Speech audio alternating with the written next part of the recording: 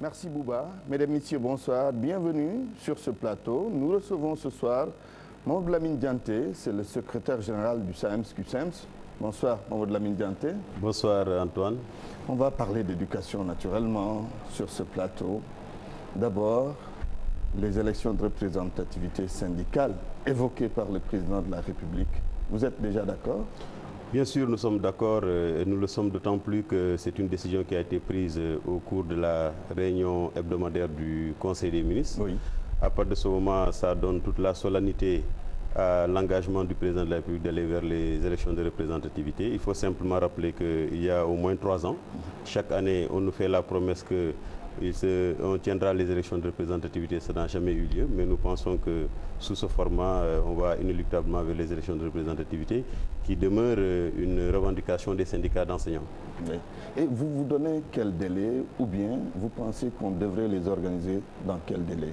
Oui, je crois qu'on peut se fixer comme délai d'ici à la fin de l'année scolaire 2015-2016. C'est bien possible avant le 31 juillet 2016. Parce qu'en réalité, il y a des préalables qu'il va falloir discuter. Il y a des modalités autour desquelles les différentes parties doivent s'accorder pour qu'on ne pourrait pas peut-être présager. On aurait souhaité qu'il n'y ait pas de contestation à la proclamation des résultats, mais pour que quand même il y ait moins de risques de contestation et de remise en cause des résultats issus de ces élections de représentativité. Quels sont ces préalables dont vous parlez? Oui, vous savez, souvent, même les camarades ont tendance à évoquer les textes qui encadrent le processus de la tenue des élections de représentativité. Mais très souvent, on fait un peu la confusion entre les élections au CAPCD et les élections de représentativité dans les différents secteurs d'activité. Qui n'ont rien à voir? Qui n'ont rien à voir. Je rappelle que pour les CAPCD, c'est-à-dire les commissions administratives et paritaires et les commissions de discipline au niveau de la fonction publique, c'est le décret 62-051 du 13 février 62 qui les organise. D'ailleurs, ça a été un peu amendé. Donc, le projet de décret doit suivre son cours pour aller vers de nouvelles élections au CAPCD qui n'ont rien à voir du tout avec les élections de représentativité. Quand nous prenons l'exemple des élections de représentativité des centrales syndicales, elles ont été faites sur la base de la loi 97-17 qui a été modifiée avec l'introduction d'un article 29 bis, article qui a été accompagné par un arrêté du ministre du Travail. Et le tour est joué et on a tenu des élections de représentativité. Oui, mais qui ont été quelque part contestées, ces élections, par certaines centrales syndicales. Oui, cela ne manque pas dans le cadre des élections. Même à une élection présidentielle, il y a toujours des recours et des contestations. Mais ce qui est clair, c'est que les incidents étaient suffisamment mineurs pour ne pas remettre en cause le processus. Et je crois qu'aujourd'hui, tout le monde est d'accord sur la représentativité des différentes centrales à l'issue donc de ces élections des centrales syndicales. Maintenant, ce que je dois dire, c'est que c'est une demande des syndicats d'enseignants parce que c'est vrai que la pléthore qui est souvent convoquée est exagérée. Nous sommes au nombre de 41 syndicats dans le secteur de l'éducation et de la formation, mais cela ne donne pas suffisamment de visibilité, cela ne donne pas suffisamment de lisibilité sur le champ syndical. La table de négociation n'est pas suffisamment rationalisée. Il est nécessaire que peut-être on ne parlera pas d'assainissement. C'est vrai qu'il y a à boire et à manger. Pourquoi on ne devrait pas assainir sur oui, ce plan? 41 syndicats, c'est quand même énorme. Oui, mais nous sommes dans un pays de droit. Dans sa constitution, le Sénégal a garanti la liberté d'association. Il y a les conventions internationales auxquelles le Sénégal a également souscrit. Donc, évidemment, on n'ira pas dans le sens de dissoudre des syndicats, mais avec les représentativités, le gouvernement aura des interlocuteurs crédibles. Chacun saura ce qu'il pèse. Ce qu'il pèse, et c'est cela qui est important. Vous, quelle est votre représentativité? Vous pensez que vous êtes très représentatif dans le milieu éducatif? Oui, toute modestie mise à part, le SAEMS-CUSEMS est de loin le premier syndicat dans le moyen secondaire. Qu'est-ce qui vous le fait dire? Parce que nous avons une représentation dans chaque collège et dans chaque lycée, avec une organisation sous forme d'unité syndicale de base qui représente le syndicat à ce niveau. Et au niveau de chaque circonscription d'inspection de l'éducation et de la formation, on a un bureau départemental au nombre de 54. Oui. Et dans chaque académie, à l'exception de Dakar, nous avons un bureau régional et les structures fonctionnent régulièrement. Donc nous avons une bonne cartographie de notre effectif dans le moyen secondaire. Et je crois que les autorités ne peuvent pas nous démentir sur ce plan-là aussi. Vous êtes d'accord pour l'organisation d'élections de représentativité syndicale? J'imagine que ce n'est pas le cas pour tous les syndicats d'enseignants. Quelles devraient être les raisons de réticence pour ces syndicats qui ne seraient pas peut-être d'accord tout de suite? Oui, sans verser un peu dans la polémique stérile. Vous savez, souvent, comme on a coutume de le dire, les tonneaux vides sont ceux qui font le plus de bruit. Certains se rendront compte en réalité que n'ayant pas de représentativité, ils ne pourraient pas accéder à certaines instances de décision ou même à certains plateaux de télévision. Évidemment, ils préfèrent rester dans cette confusion-là pour que personne ne comprenne rien du tout. Mais il est clair que quand on est dans un pays démocratique comme le Sénégal, personne n'a le droit de refuser d'aller à des élections, surtout des élections qui permettraient donc de mesurer la représentativité des uns et des autres dans le secteur d'activité que nous représentons. Oui, c'est bon à savoir. Il faut quand même dire à l'auditoire, disons aux téléspectateurs, qu'est-ce que des élections de représentativité syndicale peuvent régler, leur utilité. C'est bon à savoir. Oui, vous savez, aujourd'hui, il suffit que vous organisez une assemblée générale de 4 ou 5 personnes, vous pouvez vous constituer en syndicat. Et je dois dire qu'au vu de ce qui se passe sous nos yeux, il est très facile au Sénégal de créer un syndicat d'enseignants. Et quelquefois aussi, certaines autorités gouvernementales se plaisent à créer des syndicats et les confier à des personnes pour brouiller un peu les cartes. Mais les élections de représentativité permettront à l'opinion d'abord de savoir parmi tous les leaders syndicaux, quel est celui qui est le plus représentatif et qui a le droit de parler au nom des enseignants. Du côté du gouvernement également, quand il y a des négociations à entamer, quand il y a des discussions à engager, on doit savoir quel est l'interlocuteur crédible qui puisse être représentatif de l'ensemble des enseignants. En amont, ça va donner une certaine visibilité et ça va faciliter les choses, mieux les organiser de façon globale. Oui, c'est ça. Alors, nous allons évoquer une autre question sur le pacte de stabilité sociale. Le président de la République veut qu'il soit signé avant fin décembre. Oui, quelle est votre opinion là-dessus? On doit se réjouir que le président s'engage ou engage son gouvernement à créer les conditions de la signature du pacte de stabilité, parce que ça a été une demande des syndicats d'enseignants à la clôture des assises.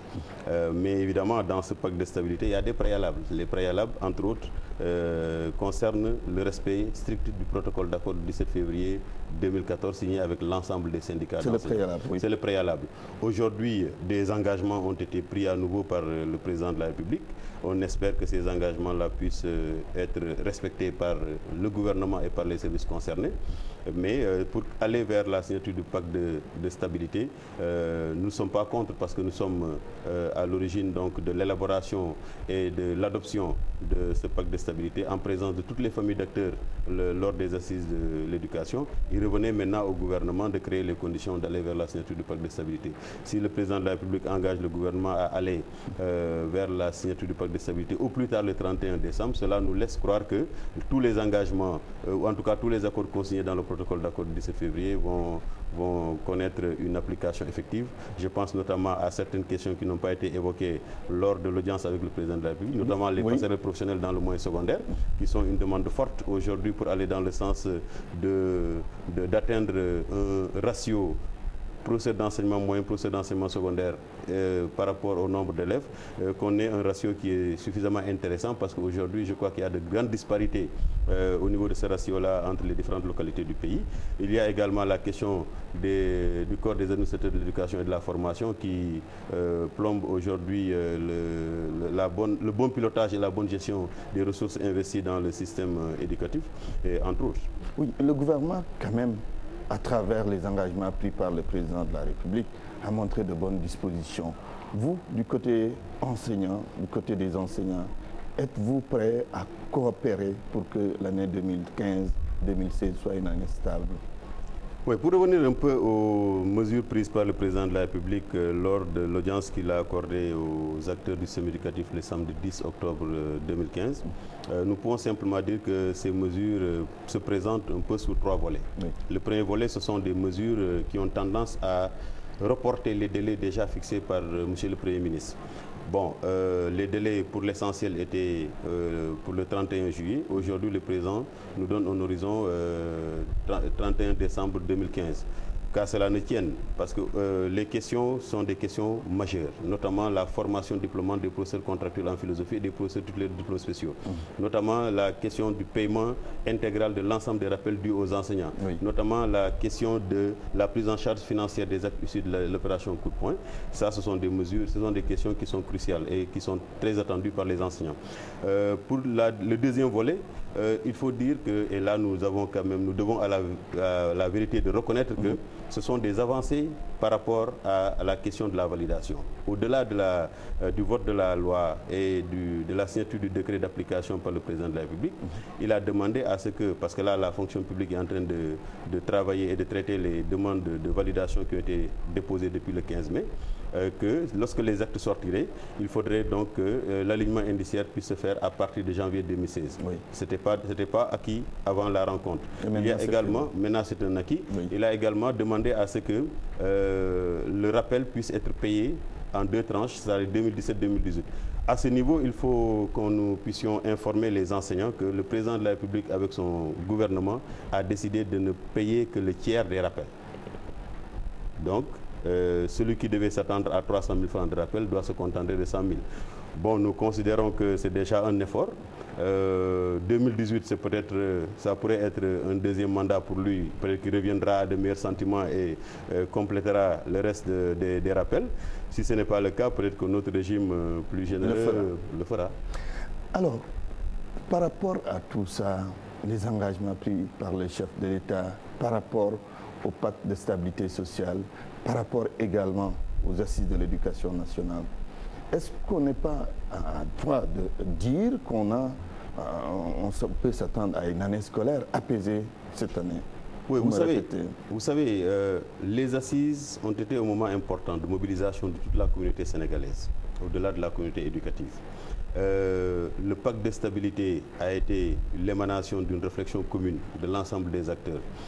Les engagements dans l'effort des uns et des autres de l'application du protocole d'accord du 7 février 2014, ce sont des éléments qui engagent les enseignants aussi. Mais je crois que l'implication du président de la République, c'est à ce niveau d'ailleurs que les enseignants l'attendent, c'est pour restaurer le climat de confiance entre les syndicats et le gouvernement du Sénégal. Parce que c'est là que le bas blesse. Mais je crois que s'il surveille de très près et toujours prêt à réajuster le curseur pendant tout le processus, peut-être qu'on arriverait à l'application effective du protocole d'accord. Et c'est cela que les enseignants attendent. Et à partir de ce moment-là, nous n'avons aucune raison de mettre en péril le système éducatif. Et nous l'avons dit au président de la République que nous ne sommes pas des pyromanes parce qu'on ne peut pas mettre le feu à l'école. Nous ne sommes pas également des professionnels de la grève, mais de la craie. Mais il arrive simplement que par moment, nous soyons porteurs de revendications et à ce niveau, on le fait sans état d'âme. Oui, c'est la raison d'exister d'un syndicat d'ailleurs, revendiqué. Dernière question, elle est relative au déroulement des cours 7 jours après la rentrée des classes. Comment les choses se déroulent sur le terrain? Je crois que la rentrée a été effective.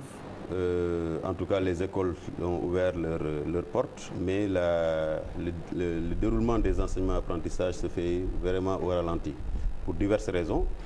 Mais je crois que fondamentalement, il faut qu'on revienne à ce qui existait avant. Il y avait un dispositif très fonctionnel qui permettait à toute la communauté d'attendre avec impatience la rentrée des classes, qui ne se rappelle pas être tenu par la main, par son parent pour l'accompagner le jour de la rentrée. Aujourd'hui, c'est des images qui n'existent plus sous nos yeux. Parce que simplement, il y avait des mécanismes de mobilisation de la communauté qui ne sont plus en place, au point que certains acteurs de la société civile se mobilisent pour engager une campagne Ubité Djangetei. Cela veut dire que c'est une situation qui devait être et qui ne l'est pas. Il va falloir que les gens se mobilisent. Je me rappelle par le passé avec les nombreux CRD, d'abord les CDD et les CRD préparatoires de la rentrée des classes.